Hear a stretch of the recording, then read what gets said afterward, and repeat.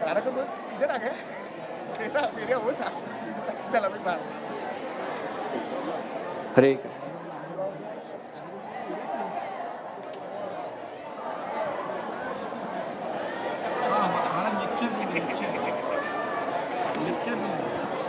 फिर देखो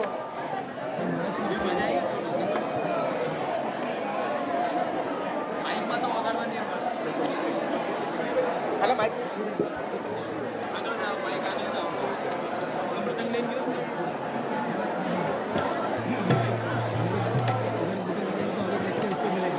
Hare Krishna, Hare Krishna. A very warm welcome to all of you for today's flower festival. Hari Bol.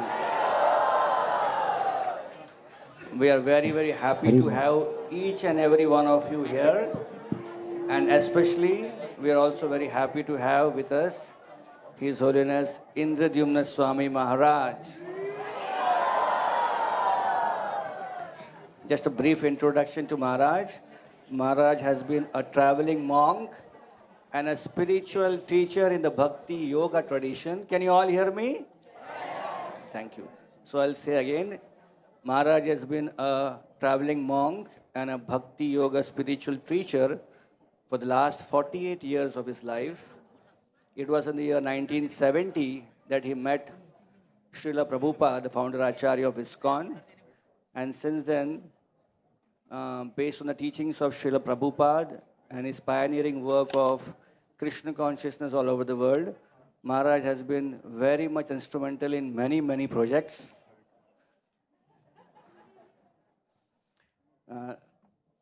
The list is quite long, but a small thing. Maharaj has been instrumental in starting the famous tour, the Festival of India in Europe, especially. It has taken off well off for many, many years in Poland. And Maharaj also conducted a Discovery of India tour in America, also USA. And Maharaj has been preaching all over the world and connecting many, many people to Krishna consciousness through his unique kirtan and his beautiful philosophy or rendition of philosophy in Krishna consciousness. So we are very happy. It was a very surprise for us because just few days back, we got a call from Maharaj. And Maharaj said, can I come and join all of you? And he said, why not? So Maharaj is here with us just for a day or two. He's in Mumbai and just in time to give his association to all of us. So let us welcome him very warmly, enthusiastically with a 3 loud Hari Bols. Hari Bol! Hari Bol! Hari Bol! So the program now is Maharaj will give a small talk about today's festival. And therein we will also be joined by His Holiness Giriraj Swami Maharaj. And then both of them will join us and take us into this beautiful experience of the flower festival. Hare Krishna. Oma Gyan Timirandasya Gyanangana Shalakaya Chaksula Miritam Jaina Tasmaya Sigurave Namaha Sri Chaitanya Madhavishtam Shtapitam Jaina Bhutale Swayam Rupa Kadamayam Dadantishva Padantikam Jai Shri Krishna Chaitanya Prabhu Nityananda Shri Advaita Gadadhar Shri Vasadi Gaur Bhakti Vrindam Hare Krishna Krishna Krishna Hare Hare Hare Rama.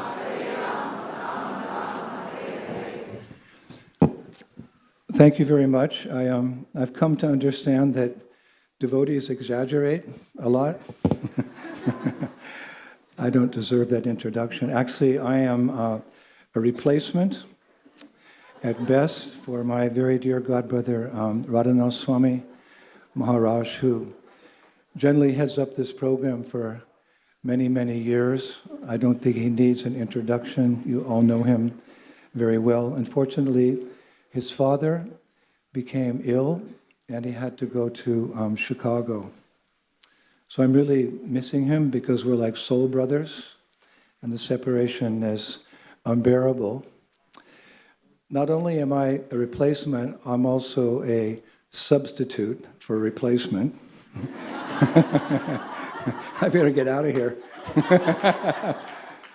Because my elder godbrother, Giriraj Swami, He's going to come in a few minutes. He tricked me, actually. He said he would come first, and I'd just kind of catch up on what he said. But he's a very wonderful Hare Krishna devotee, if only because, well, for many reasons, because he had so much association with the founder Acharya of our movement, His Divine Grace, Srila Prabhupada, in the very early years of the movement. And he imbibed a lot of Prabhupada's teachings, wisdom, and realization. And he's going to be very happy this evening to share that with all of you. So I'm a fill-in, but I'll try my best. I'm actually very honored and pleased to see all of you from the West. I've spent a good portion of my life here in India, and especially during the last few years, we had the COVID pandemic, and there were no Westerners here. And I thought, what a shame, because this great country of India has so much to offer the world. Actually, the original name for India was Bharat. You'll find that in the Upanishads and the Itihasas and Mahabharata, Ramayana. Bharat. Bharat means the land of light. And even in the winter, it's sunny here, isn't it? This is Bombay's winter. It's very sunny, so it's a tropical, subtropical country. But that is not what the rishis and the yogis and the saints mean when they say Bharat. A land of light means the light of knowledge. Just like when you're in darkness and the lights come on, you see things as they are. And the mode of ignorance has been compared to darkness.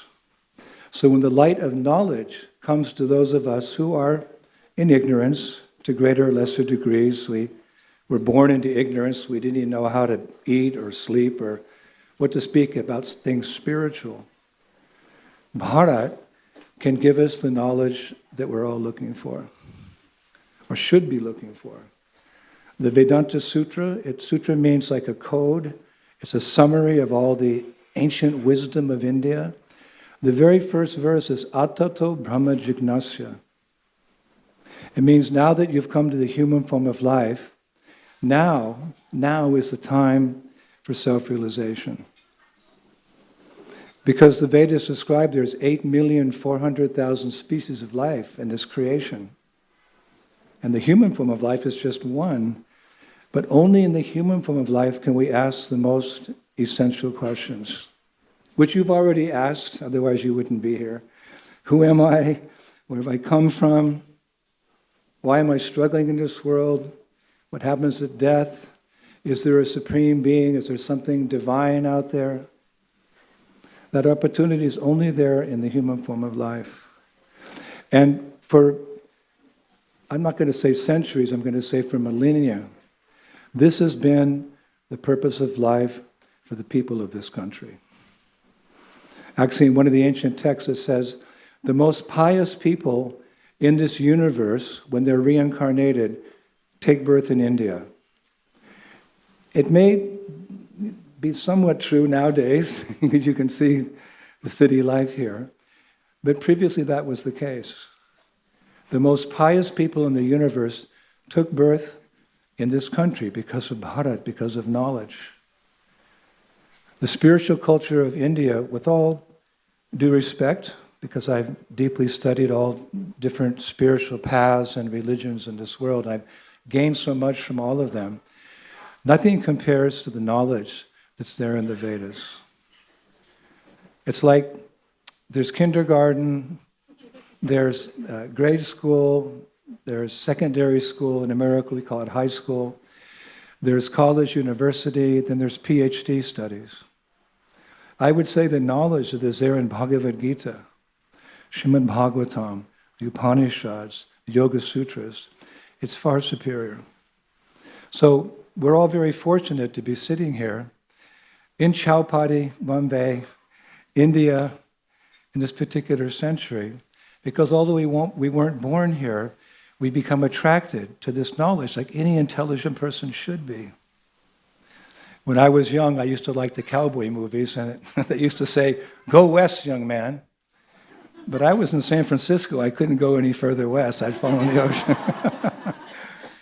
But as I grew up, like all of you, I somehow became a spiritual seeker. And then the thought came to my mind, because all the books I was reading, they came from Tibet, they came from China, they came from India, so, like a no-brainer. Go east, young man. Go east, young man. So the West has a lot to offer as well. I mean, I'm using a microphone. We've got lights and electricity. That's just to make us a little comfortable, so we don't have to live a life like cats and dogs, so that we can achieve the ultimate goal of life. Because if we somehow in this lifetime, despite our schooling, besides our careers, our family life, our obligations to society, somehow we can become as enlightened as the rishis and the yogis and the sages of yore, we can also stop this vicious cycle of samsara, birth, death, birth, death, birth, death, by becoming spiritually enlightened. And by going back to where we came from, where life is very natural. It's described in the Vedic scriptures that the spiritual world is eternal, full of knowledge and bliss. And you just make a comparison. Is this world eternal? Is it full of knowledge? Is it blissful? Sometimes, but not all the time. And we deserve the best. So that should be our destination. And, it's made very easy, although this is Kali Yuga, it's a very difficult age. It's made very easy just by this process. Harinam, Harinam, Harinama eva kevalam, Kalo nasteva, nasteva, nasteva, gatiranyatad. Purana. Purana means the oldest scriptures. Millions of years ago, they were written down. Millions of years ago. But this verse predicts this age in which we're living. That in the age of Kali, which is age of turbulence and fighting and quarrel and hypocrisy, nevertheless, the most easy and sublime means of becoming self-realized, you just do kirtan. Voilà, en français. Voilà, c'est ça. You've got it. You don't have to look any further. And how do you know? Because you can dance and chant for hours, the Maha Mantra. What song, with all the nice songs, I don't know them today, but I knew them in the 60s and the 70s. How long can you sing them? A week or 2 weeks, and then you wait for your group to come out with another. But this song, I've been chanting 52 years, every day. Hare Krishna, Krishna, Krishna, Hare Hare, Hare Rama, Hare Rama. The proof of the pudding is in the eating.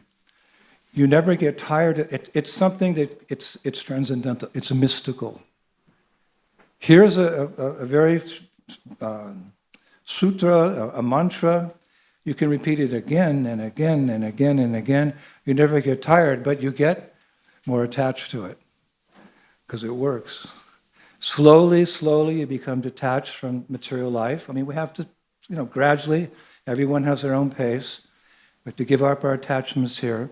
And we can do it if we become attached to Krishna. He's the most lovable object, the most lovable person in the three worlds. And you can only give up something if you get something better. So when you chant, you gradually begin to experience that. And with that chanting comes cleansing. Cheto, dharpana marjanam, the lust, the anger, the greed that's in the heart. It's washed away. Those are obstacles on the path of self-realization.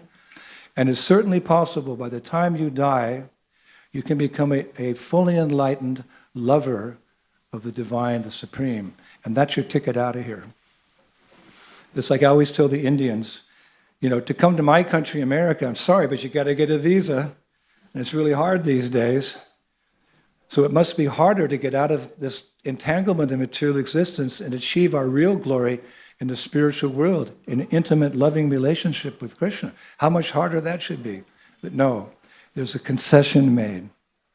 It's a miracle. There's a concession made in this age by an incarnation of Krishna called Lord Chaitanya Mahaprabhu, who appeared 500 years ago. Just by chanting Hare Krishna, dancing in ecstasy, and feeding up to the neck on Krishna Prasad, be it vegan or vegetarian, I don't know what. You offer that food to Krishna, a concession. We don't need to go to the Himalayas. I lived in the Himalayas. You know, it's like, wow, what a glorious life.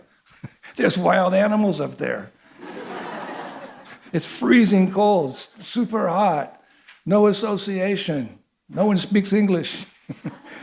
It's not so practical to study all the ancient Vedic scriptures. But the same result, if every day you dance like this, Hare Krishna, Krishna Krishna, Hare Hare. And I'm one of the living proofs. You know, I'm just a red-blooded American boy. I played football. I was a skier, and you know, I won my debate team, and I was a Marine Corps soldier for 2 or 3 years, Vietnam. I was a patriot. But now I'm just trying to be a humble monk and become a humble servant of the Supreme Personality of Godhead. I just love this way of life. It's so simple and so easy. Very simple and so easy. So I know many of you are perhaps on different paths, or you've embraced this path of Krishna consciousness. Whoever you are, whatever you are, keep chanting, dancing, and feasting, and we'll meet together in the spiritual world one day. Hare Krishna.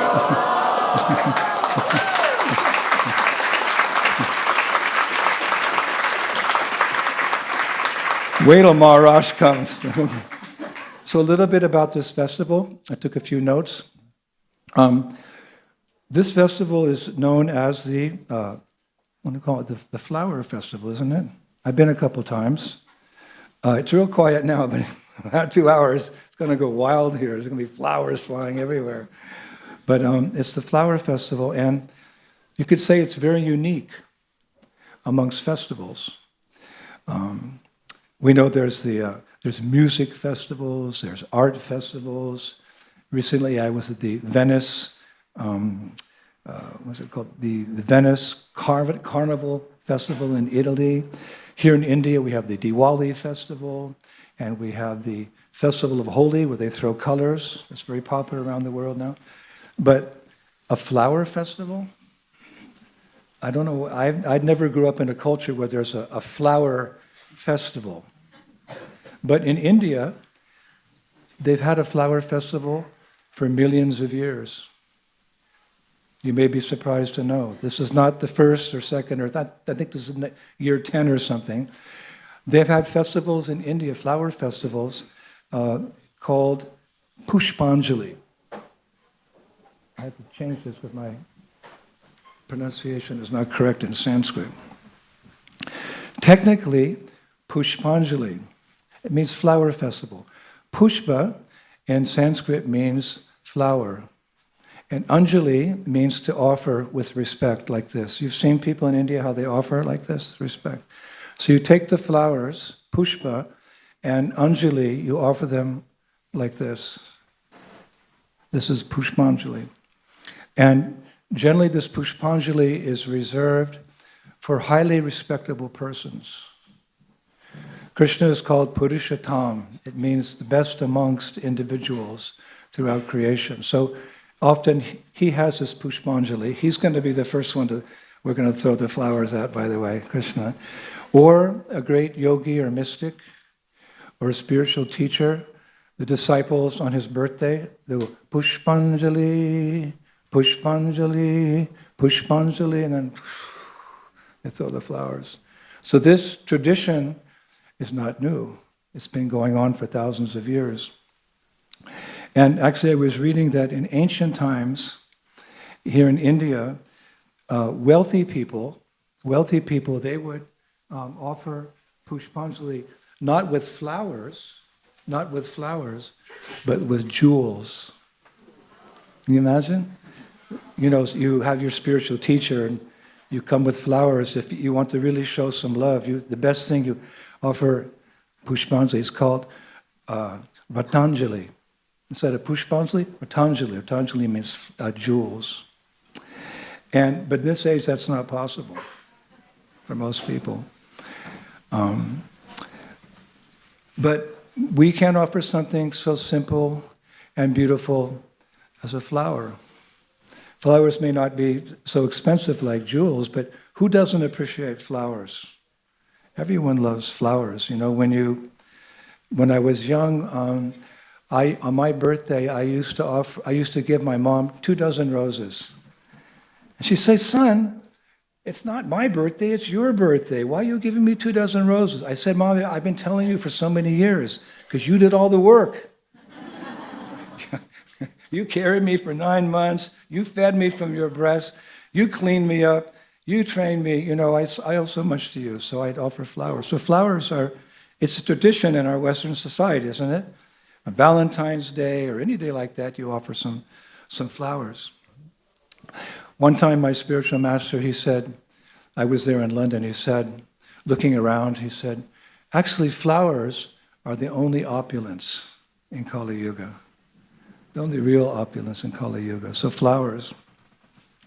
And the Vedas say that amongst the most deserving personalities to offer beautiful flowers is the Supreme Lord.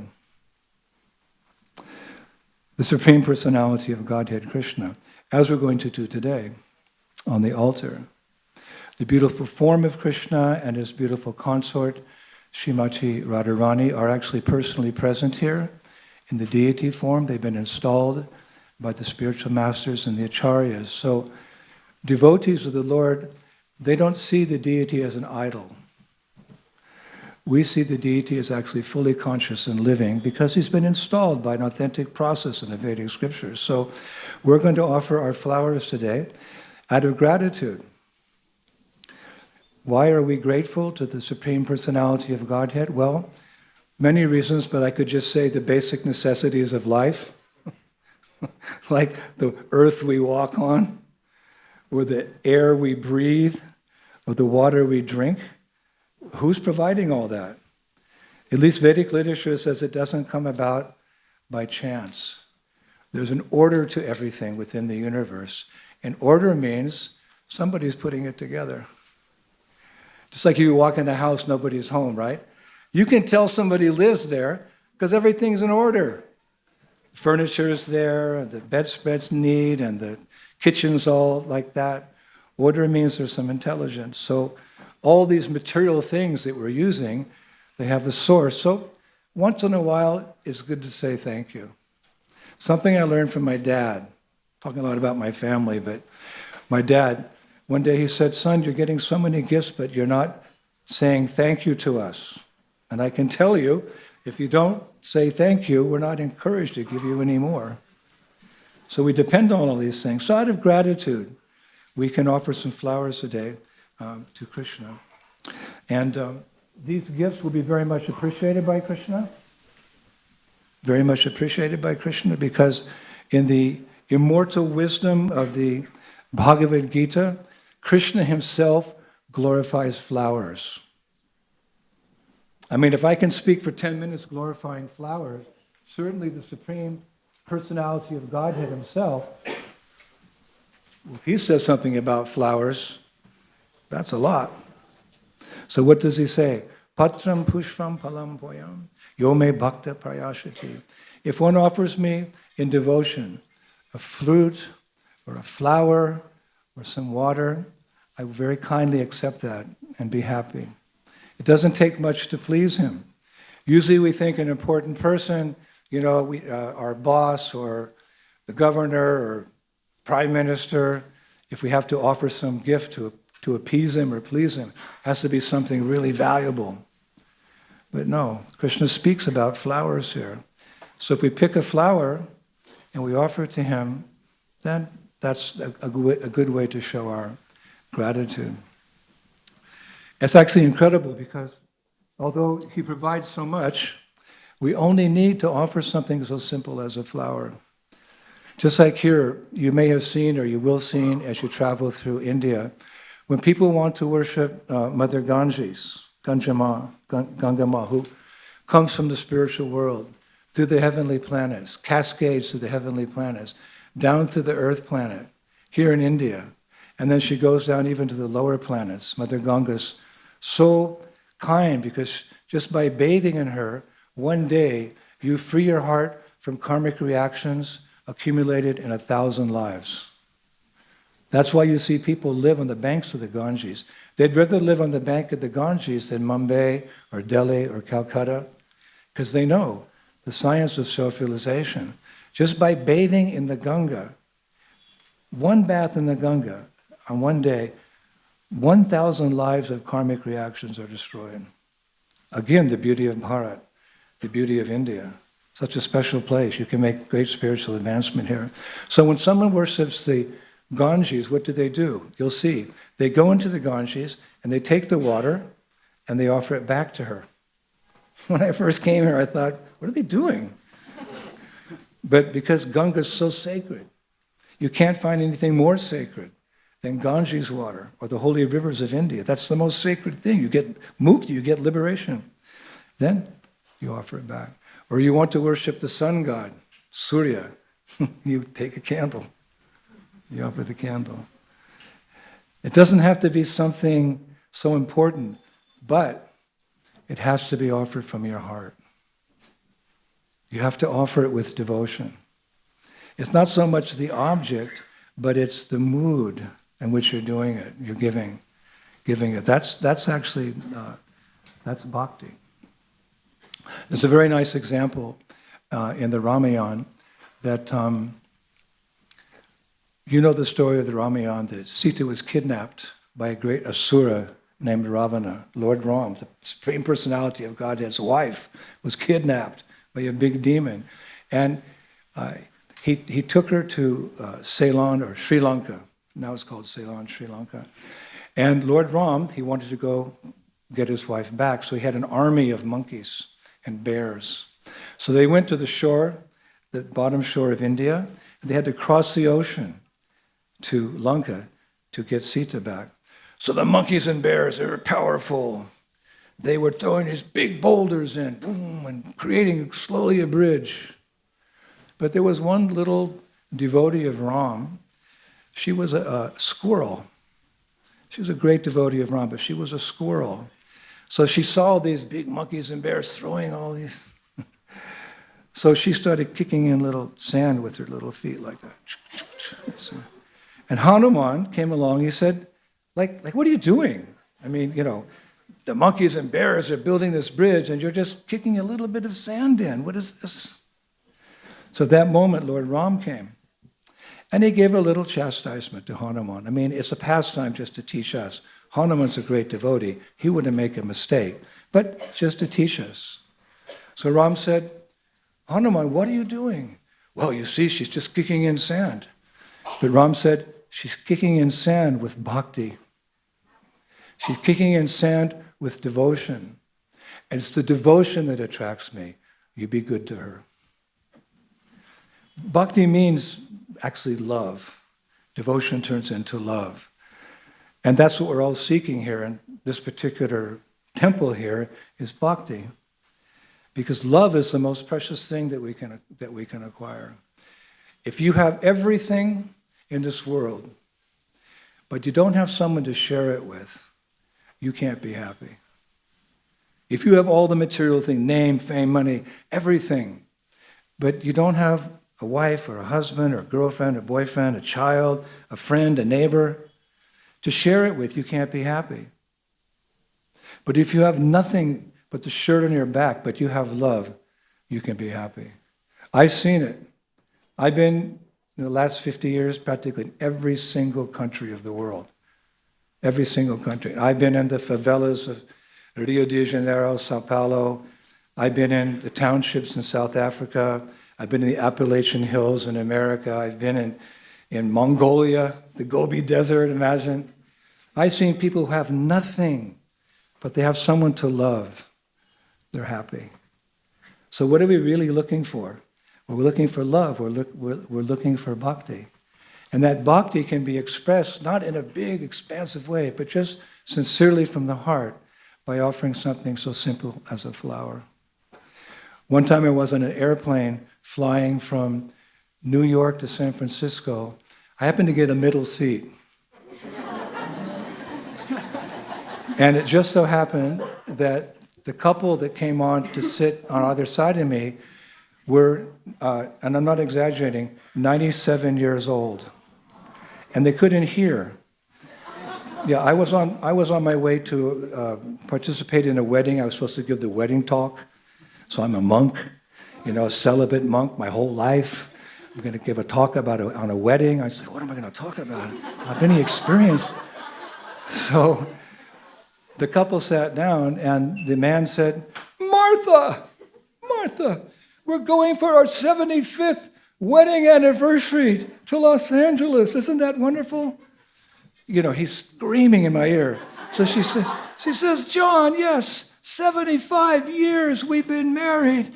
It's a cause for great celebration. Giriraj Swami Maharaj ki. Yeah. I'm just biding time till he came.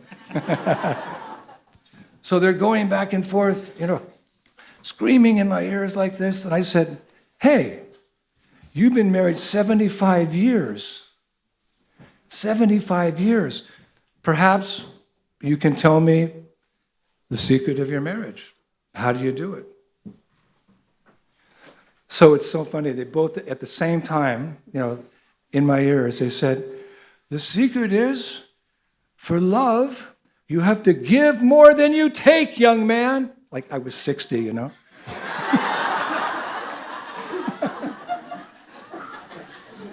when I heard that, it just rung a bell, a chord in my heart, because that's what I'm trying to achieve as a transcendentalist.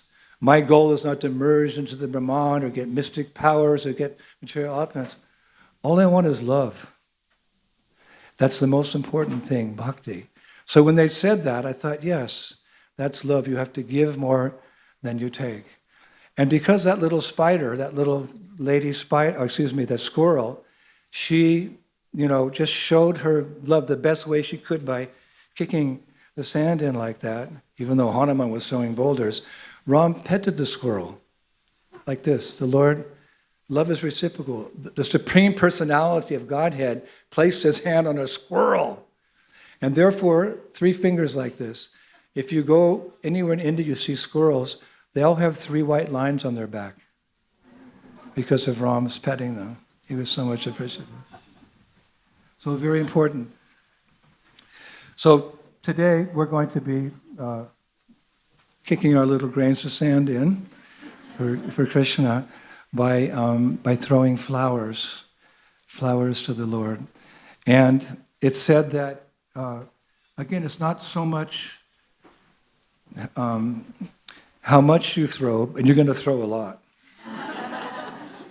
You can't even imagine it's going to be transcendental chaos here. We're going to throw a lot of flowers, but you try to do it with devotion. First, the flowers will be offered to Krishna, then we'll get them back in huge baskets, and then we'll begin to throw them at each other. And we can also throw them with love. But Maharaj, I just came to this festival. I hardly know anybody.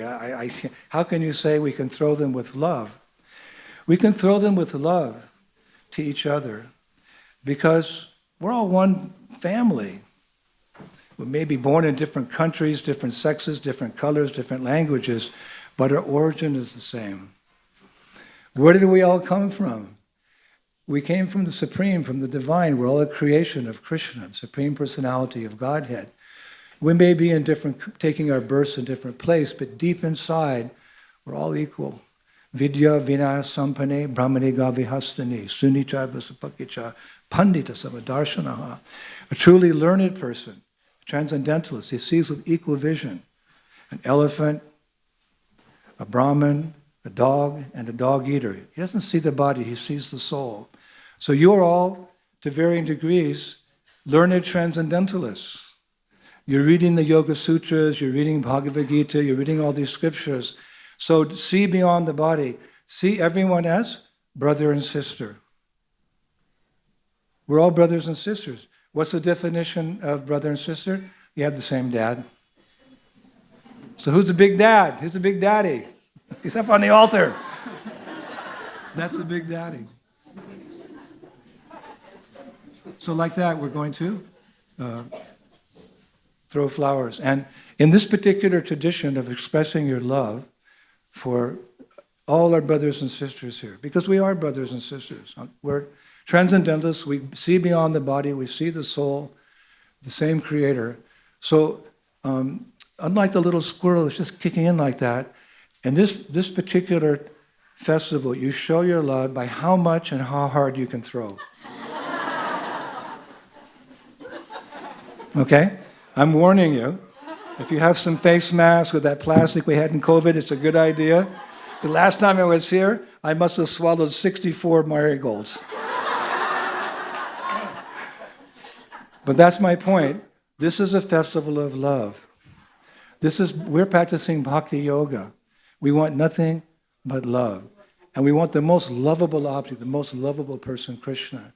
And two things equal to one thing are equal to each other. So if we love Krishna, we'll love each other. This is the peace formula for the world, actually.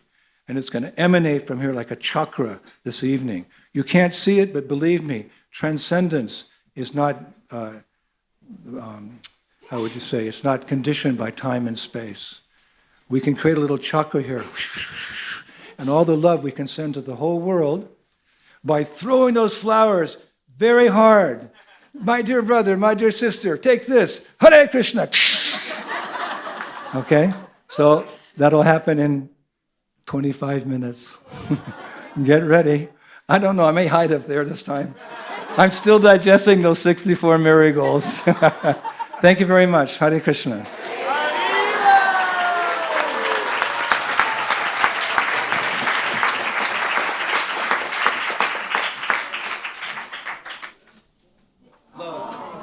Hare Krishna. We took a vow one time. We'd been together for 40 years. We took a vow together one time.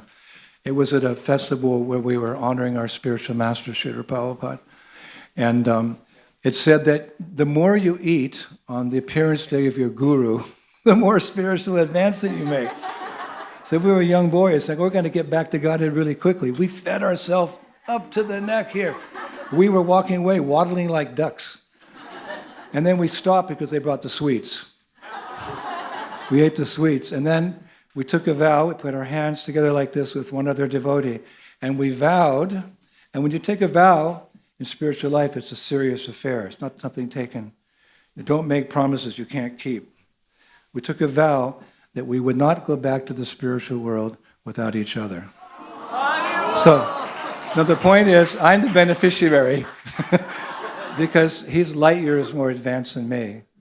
So it's easy for me to love him because he's my big brother. And he's going to speak now, and you'll see why I'm just a replacement. Hare Krishna. So let us thank His Holiness Indradyumna Swami Maharaj by 3 times loudly chanting. Haribo. Haribo. And now we have with us His Holiness Giriraj Swami Maharaj. Giriraj Swami Maharaj originally came from Chicago, and when he was studying at the Boston University, he came in touch with His Divine Grace Srila Prabhupada. And being a very important member in the Boston Krishna consciousness movement, Srila Prabhupada brought him to India.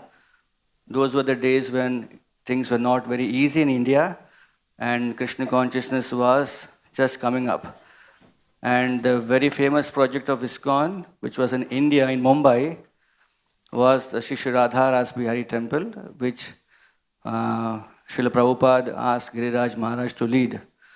So right from the inception of the temple of Mumbai here, the big temple we have in Andheri, Juhu, Giriraj Maharaj was instrumental in building this temple. Later, Maharaj also went on to preach Krishna consciousness in South Africa, Mauritius, Spain, Portugal, and other places also. Currently, Maharaj is based in Carpinteria in California, where he is fulfilling one of the very important desires of Srila Prabhupada for him, of writing many books. So he has authored many books, and we are very happy that on his tour to India, it is right in time he has come for this festival, and we have him here. So let us very enthusiastically welcome Maharaj to our flower festival by 3 times loudly chanting Hari Bol, Hari Bol.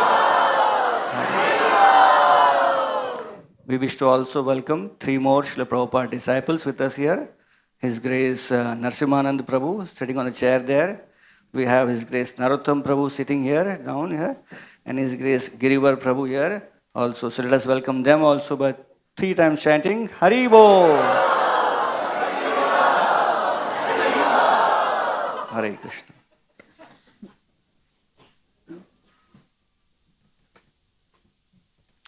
Om Jnana Timirandasya Dhyananjana Salakaya Chaksun Militam Yena Tasmai Sri Gurave Namaha Sri Chaitanya Manobishtam Stapitam Yena Bhutale Swayam Rupa Kadamayam Tadati Swapadantikam Nama Om Vishnu Padaya Krishna Prastaya Bhutale Srimate Bhaktivedanta Swami Niti Namane Namaste Saraswati Deve Gauravani Pracharine Nirvishesha Shunyavadi Paschatya Deshatarine Vanchakalpa Trubhyascha Kripa Sindhu Bhevacha Patitanam Pavanebhyo Vaishnavebhyo Namo Namaha Sri Krishna Chaitanya Prabhu Nityananda Shri Advaita Gadadhar Shivasari Gaur Bhaktavinda Hare Krishna Krishna Krishna Hare Hare Hare Rama Rama Rama Hare Hare. So it is a great honor and pleasure and privilege to be with all of you, and especially sitting next to His Holiness Indradyumna Swami Maharaj for this flower festival. Speaking of the feasts that we enjoyed together, once we were at a devotee's house in South Africa, and he kept bringing more preparations, and I was asking him, let us know what's coming so we know how to pace ourselves. And he said, this is the last one, but then he would keep bringing more and more. And then I turned to His Holiness Indradyumna Swami, what are we going to do? And Maharaj said, as Krishna says in the Bhagavad Gita, one should not eat too much or eat too little. So today we're focusing on not eating too little.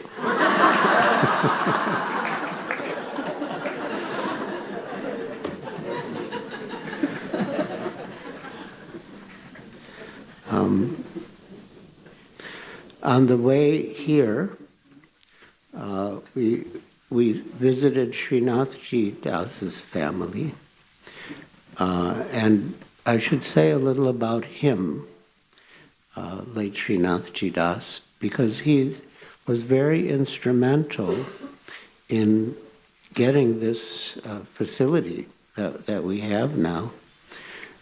Originally there were many tenants occupying space in this building, and he managed to vacate all of them. You know, he was good at court cases, and His Holiness Radha Swami said that he liked court cases. So yeah, we have to remember his service in vacating all the different entities that had space here and making it all available for Sri Sri Radha Gopinath Temple. Today is Sri Advaita Acharya's appearance day. It's a very auspicious day. And I thought I would read something related to this.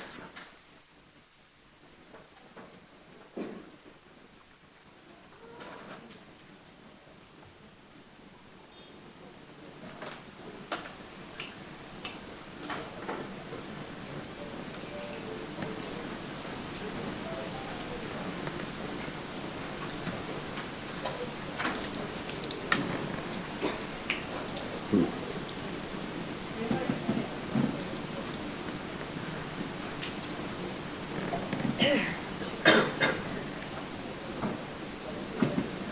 to do this.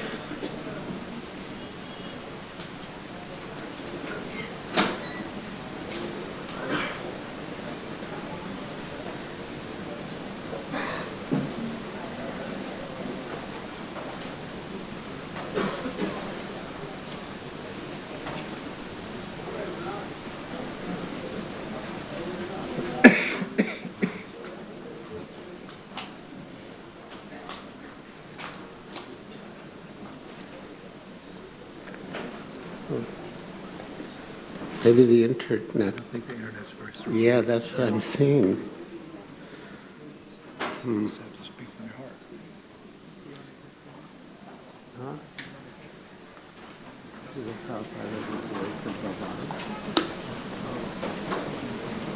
Yeah. Let's see. I mean, I have it in my documents. I don't know if I can find my documents on this.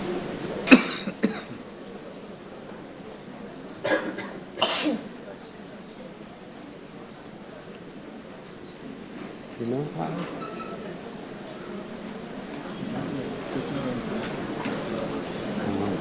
Okay.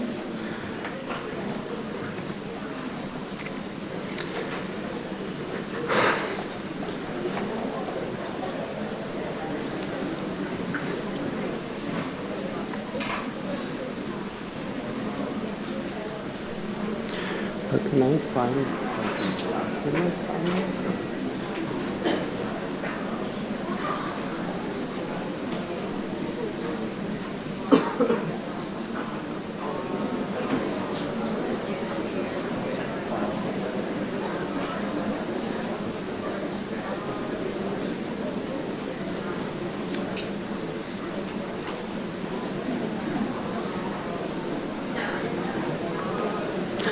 I got it.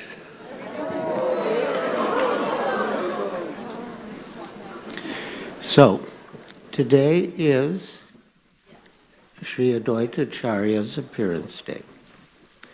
And there's a history.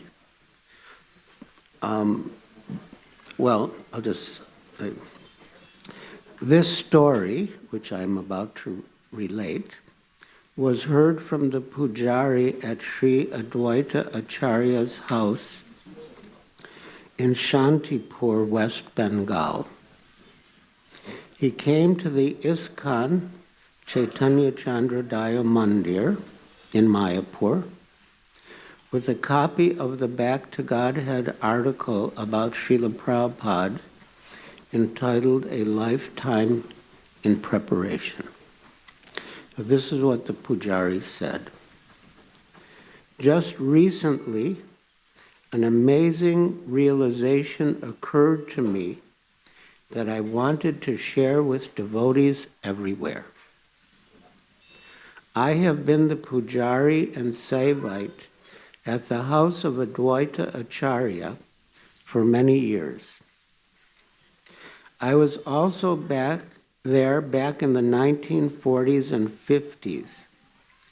At that time, I noticed one Grihastha, Bengali devotee, was coming to the temple quite regularly.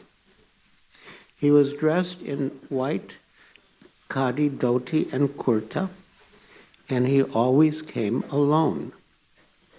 He would sit in the back of the mandir without speaking and would chant Harinam on his mala very quietly and deeply.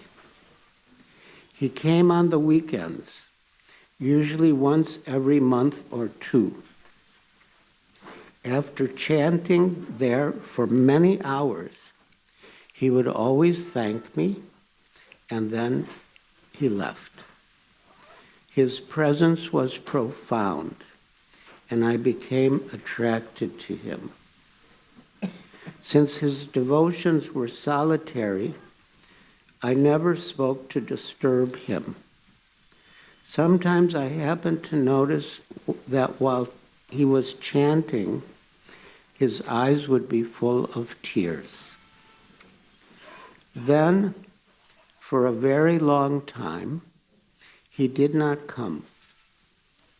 But in August of 1965, I saw a saffron cloth sannyasi sitting at the back of the mandir and recognized him to be my old friend.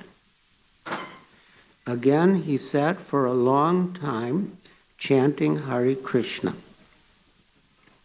I could see his beads moving, his eyes closed in concentrated devotion. He was weeping unabashedly, even more than he used to, while he was chanting the holy names. Finally, as evening came, he paid his Dandavat Pranam for a long time. When he arose, he came up to me and again thanked me for my seva here at Advaita Bhavan. I asked him, "Who are you? I remember you from so long ago." He replied, "My name is Abhay Charanaravinda Bhaktivedanta Swami Maharaj. I am an unworthy disciple of His Divine Grace, Srila Bhaktisiddhanta Saraswati Thakur, Srila Prabhupada, my Divine Master. I have been coming here for such a long time because my Gurudev has given me an impossible mission. His desire was for me to go across the ocean to the Western countries and spread the sublime teachings of Sri Chaitanya Mahaprabhu. There are countless souls there who have never heard of Sri Sri Radha and Krishna, and so they are suffering greatly. I have not known how this mission of his will be successful. So I have been coming here to the special house of Advaita Acharya, where he, Nityananda Prabhu, and Sri Chaitanya Mahaprabhu would gather together to plan the Sankirtan movement. It was here that they launched the inundation of love of God that swept India and continues to this day. Thus, I have been praying very earnestly here that they will give me their mercy, that somehow they will empower me and guide me. I want to satisfy my Gurudev's desire, but I am feeling unqualified to do this. As he was speaking to me, I saw tears falling down on his cheeks again. Then he continued, "Tomorrow I am leaving for Calcutta to go upon a ship across the ocean to America. I do not know what will befall me there, but I am praying most earnestly here for help." Then he very humbly asked me for my blessings. I was moved by this Vaishnava's sincerity and determination as I watched him depart upon his journey. It was a few years later that I began noticing, for the first time, white Vaishnavas coming to Advaita Bhavan. They were wearing dhotis and saris and chanting on Tulsi Mala. I never spoke to any of them, but then one of them gave me this Back to Godhead magazine from America. As I looked at the photographs, suddenly I recognized a picture of the founder Acharya, who had brought Krishna consciousness to the West. It was my friend Bhaktivedanta Swami, who had come and prayed here so many times before.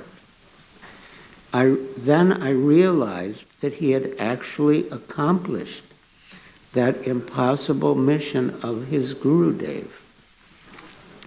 I saw that it was he, starting alone and without pretense, who had accomplished this glorious miracle against all odds.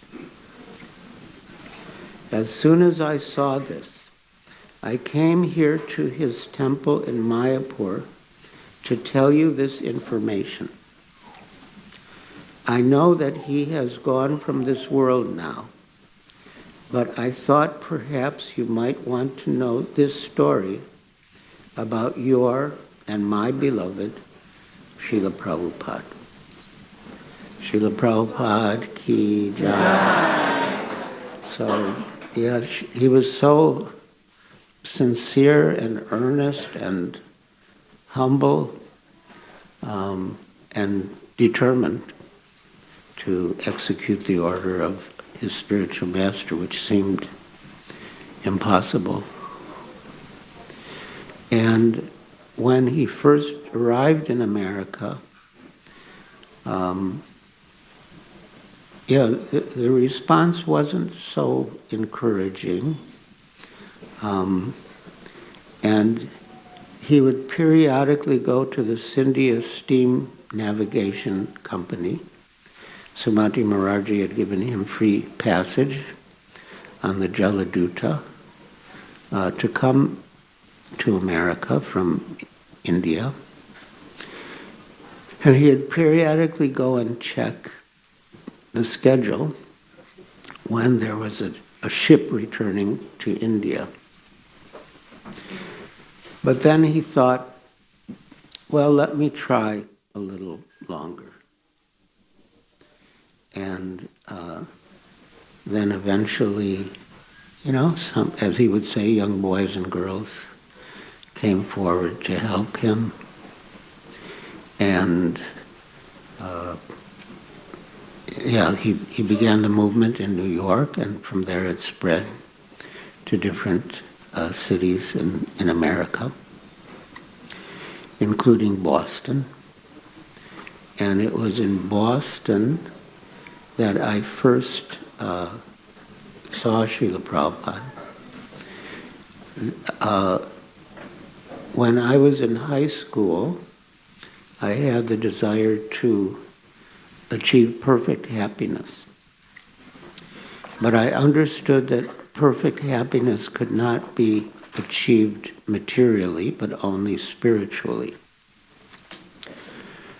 Then I came to understand that one could not progress spiritually without a guru. So then my quest became to find my guru. And I met many gurus or so-called gurus, and I was disappointed with all of them. And I almost gave up hope. Further, I had a vague mental impression of what my guru looked like. And he didn't have hair. And all the other gurus had long hair and beards. So that added to my sense of hopelessness. So one night, there was I saw a poster on my university campus, a lecture, Bhagavad Gita as it is, Swami Bhaktivedanta. So that night, I had some friends over at my apartment for dinner. I was a vegetarian by then. And we were planning to go to the movies. So after dinner, I said, there's this lecture on the campus, and I think I want to go. And all my friends objected. They said, well, we were going to the movies. I said, okay, well, we'll go to a later show. So then one friend in particular, a lady friend, said, why can't you be normal like other people? Why do you always have to be chasing after these swamis and gurus? And I was an obliging type of person. I didn't want to upset anyone. And I tried to go along with their idea, but something in my heart just was impelling me that I must go to this lecture. So she raised her voice, and she said, why can't you be normal like other people? Why do you always have to be going after these swamis and gurus? And I said, all right, this will be the last one I ever go to. So we went to the campus, and Srila Prabhupada was on stage with devotees, and because of all the discussion, we reached late, and they were having the second kirtan, and students from the audience were climbing up onto the stage and joining the devotees, chanting and dancing. And I also felt like doing that, but I thought that would be too much for my friends. So I just stood up in place and swayed back and forth. And then afterwards, Satsvarupa announced if there are any devotees driving to Boston or Cambridge, the devotees need a lift. And I was driving to Harvard Square to the movie. So I met the devotees in the lobby. And the first devotee I spoke to was Giriraj Prabhu. And he was like really high on Krishna consciousness. I mean, I didn't tell you about all the other like swamis and masters I met, but all of their students, almost all of their students, were very mundane and morose. And so Giriraj stood out as being very different from the students of the others. And so I said, I have a car. I had a Red Rambler station wagon that my father gave me as my high school graduation present. So I invited the devotees to come into the car. And so in the front seat was a lady devotee named Janava. And I had so many questions. And I started to ask her. I asked her about Yogananda, because I had read his book, Autobiography of a Yogi. And she said, oh, Yogananda, he's just a shopkeeper. Whatever you want, he keeps it in stock.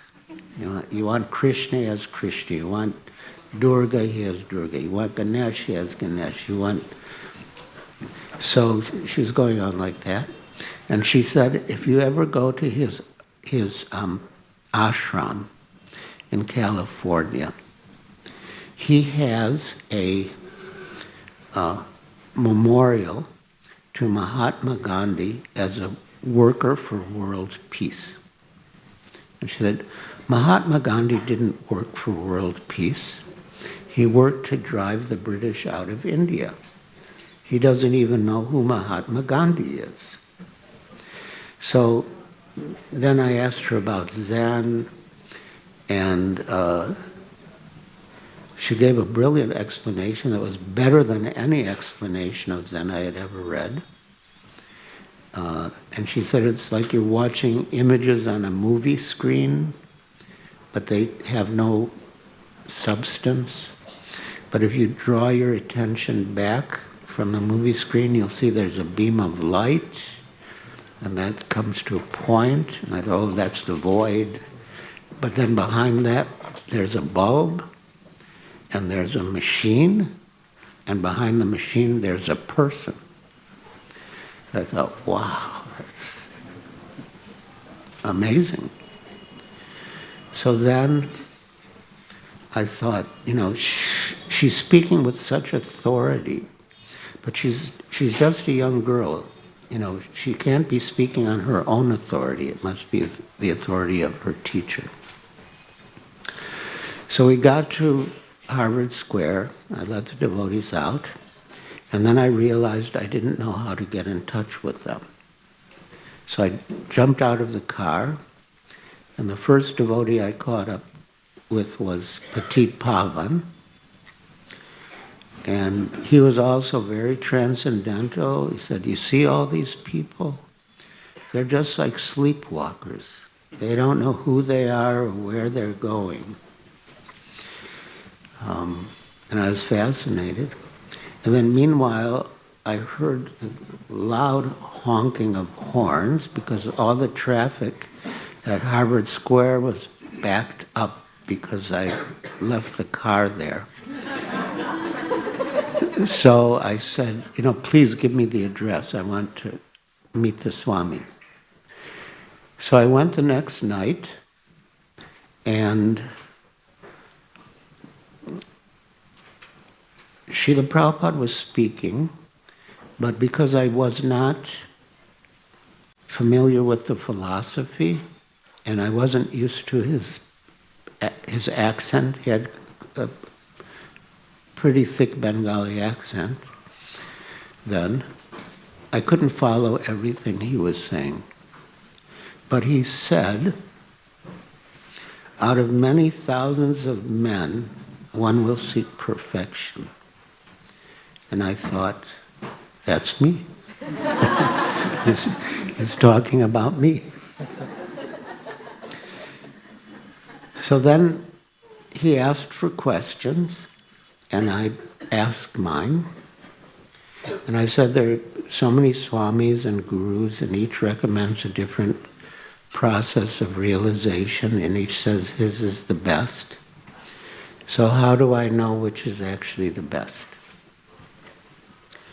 And he replied, what is your goal? Because I was asking what is the best means. But to determine what is the best means, you have to determine what is the end that you want to reach by that means. He said, what is your goal? Do you want to serve God, or do you want to become God? If you want to become God, that means you're not God now. And how can not God become God? And he said, Krishna is God. He's always God. He's God when he's playing on the lap of Mother Yashoda. He's God when he's speaking the Bhagavad Gita to Arjuna. He never has to become God by yoga or meditation. And he said, if you sow the seed of service to God and water it with chanting, God will give you the sunlight and all the favorable conditions to make the plant grow. But if you want to become God, you're only cheating yourself, because why should God help the competition? I said, you can become godly, but you cannot become God. So I had the distinct feeling that Srila Prabhupada was seeing right through me, through the walls of the temple, over the roads into my apartment, into my bathroom, where on the wall I had inscribed in very ornate colorful lettering, a sign that said, "You are God." And I thought, oh my God.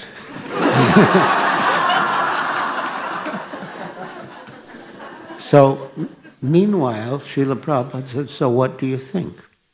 You want to become God or you want to serve God?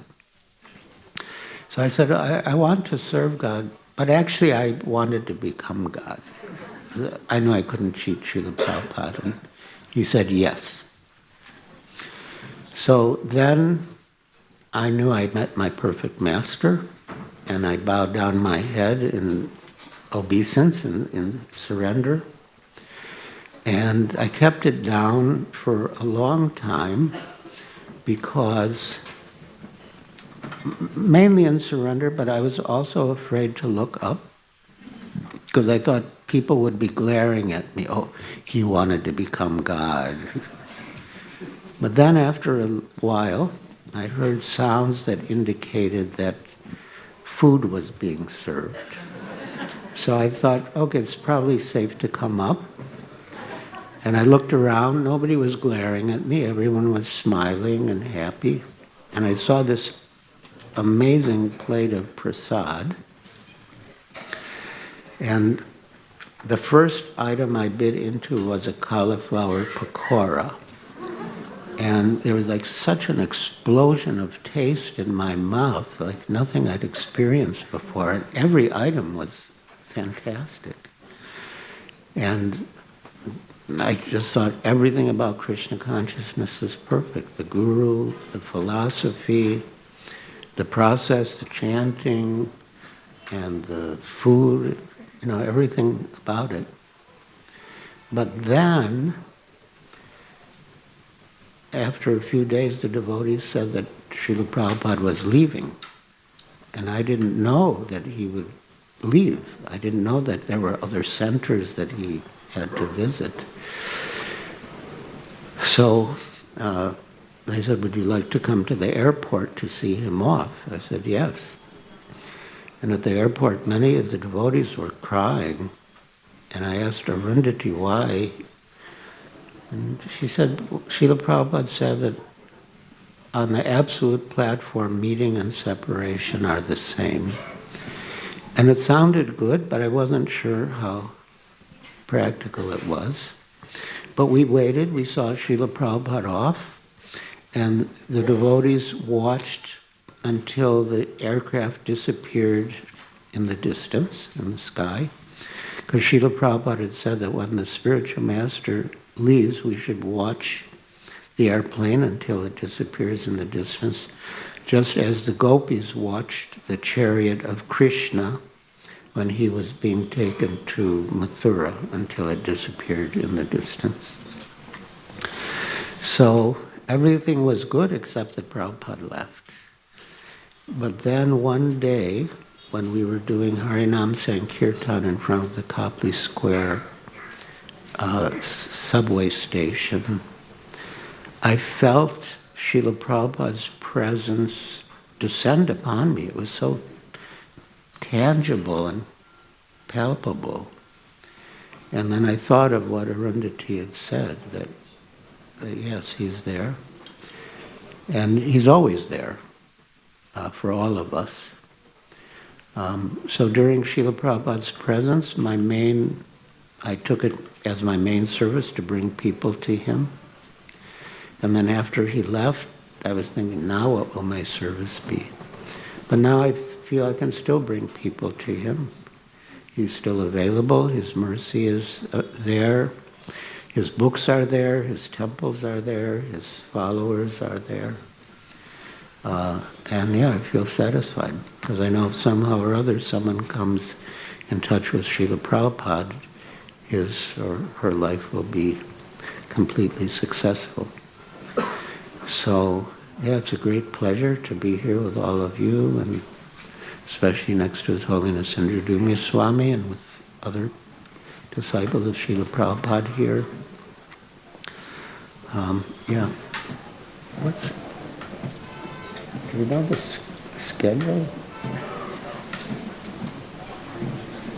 Do we? And They start now, I think. oh, so Taking the flower offering, I think, to the deities. okay. All right. So no questions. No questions and answers. All right. So now we will move on to the next part of the program. Thank you for listening so patiently and attentively. Srila Prabhupada ki jai. Shishi Radha Gopinath ki jai. Gaur Bhakta Vrinda ki jai. Hare Krishna.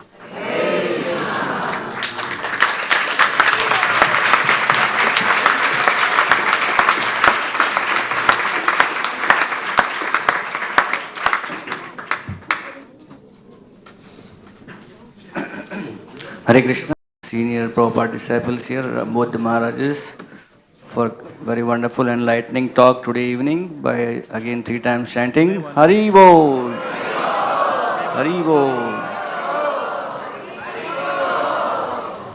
So next we have now the Kirtan beginning, and we have soon the showers, flower showers on the deities. So His Holiness Indradyumna Swami Maharaj will lead the Kirtan for all of us.